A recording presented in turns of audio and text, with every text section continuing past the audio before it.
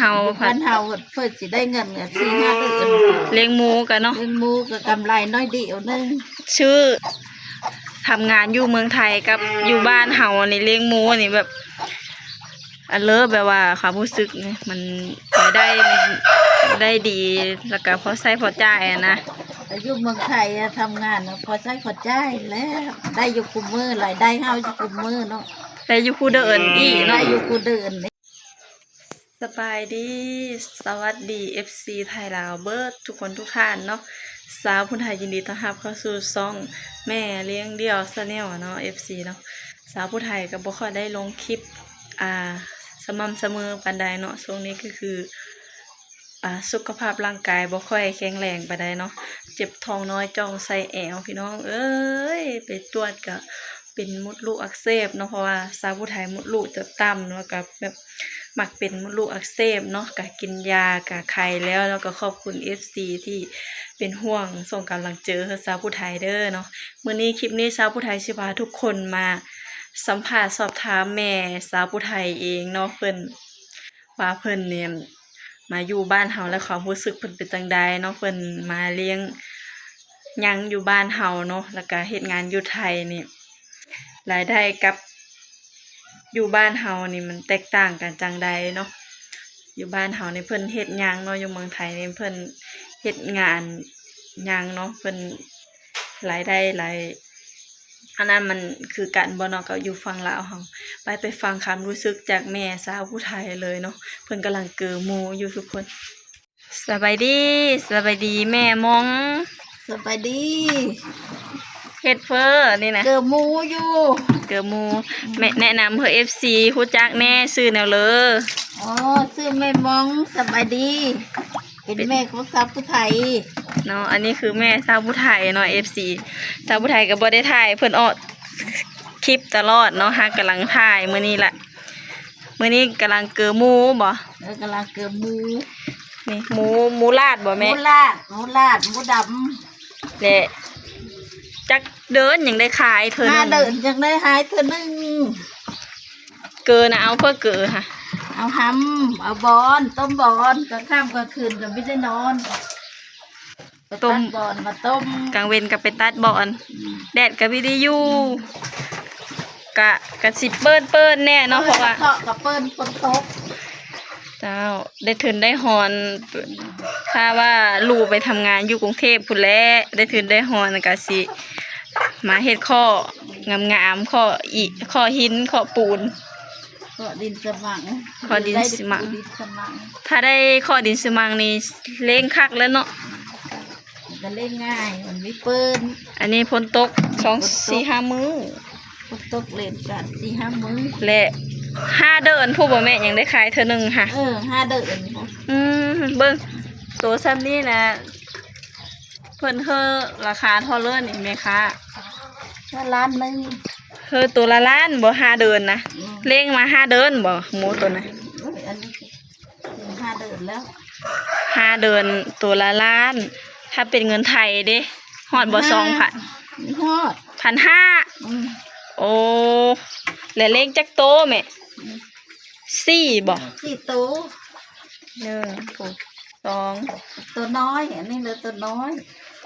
อยเอามาไหมบ่เอามาไหม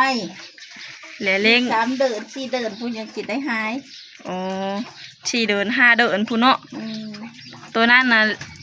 เอามาแต่เฮิงเนาะตัวนั้นเอามาแต่เฮิงอันนี้เอามาได้บ่ฮอดเดือนนี่ประมาณได้เดือนนึงเลยเนาะนี่นึงแล้วอันนี้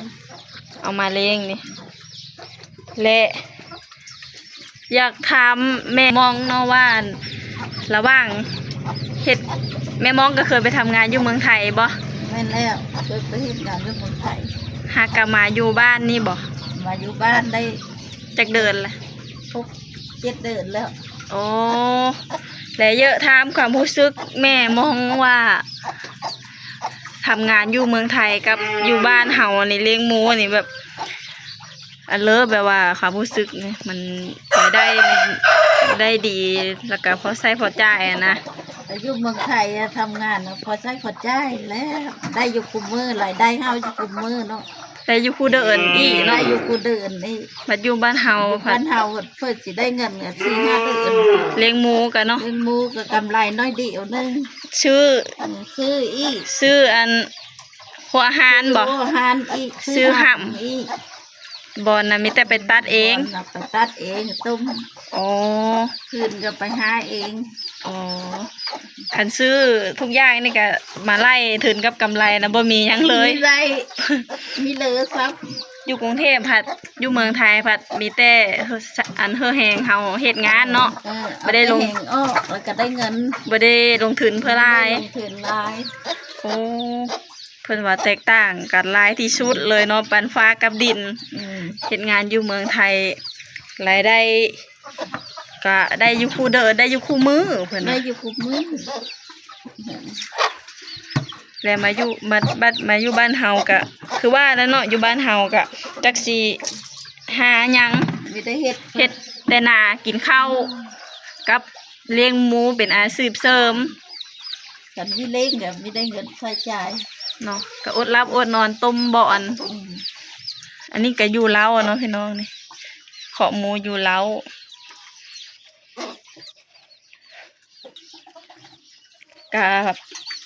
ก็ถ้าแม่มองประมาณนี้แหละเนาะเพิ่นว่าไปทำงานแม่ซาผู้ไทยกำลังมาแต่ทำงานอยู่เมืองไทยได้6-7 เดือนนี่เนาะเพิ่นว่ามาอยู่บ้านก็บ่มีเพื่อเฮ็ดอาศัยเลี้ยงหมูนี่แหละเนาะบ้านชาวผู้ไทยก็เลี้ยงหมูนี่แหละอันเป็นอาชีพเสริมแน่เนาะลงทุนหลายอยู่ก็สร้างเนาะพอได้ซื้อมาพริกแป้งโน้เนาะแม่ อืม สิได้แบบเป็นก้อน สิได้เป็นก้อน เก็บไว้ซื้อนั่นซื้อนี่ไว้ให้เธอเทศานนี่บ่ได้แล้วเนาะ ไม่ได้แล้วพอได้แต่ใช้จ่ายนะครอบครัว พอได้แต่ทุนซื้อหมูมาเลี้ยงต่อ อืม ซื้อพริกแป้งโนก็บ่พอซ้ำเนาะ มันขอ เพื่อสิได้ขายอีกก็5-6 เดือน5 เดือน4-5 เดือน 5 เดือนก็ไม่หาย บัดทำงานอยู่เมืองไทยผัดได้อยู่คู่มือ ได้เงินทุกเดือน โอ้ประมาณนี้เนาะทุกคนเนาะแม่สาวผู้ไทยเพิ่นก็คือคำสัมภาษณ์เนาะเพิ่นก็ไปทำงานอยู่เมืองไทยจักปีแม่ไปทำงานอยู่เมืองไทยนะ 20 ปี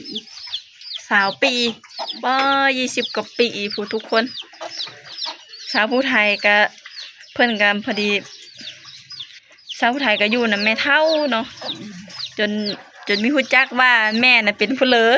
เพิ่นไปทำงานหาเงินย้อนว่าความทุกข์ยากลำบากก็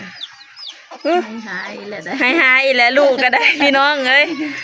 เอาลูกก็ให้ห้องอยากนอนเนาะ สาวผู้ไทยก็เอาเพิ่นไปนอนแล้วเนาะสำหรับคลิปนี้สาวผู้ไทยก็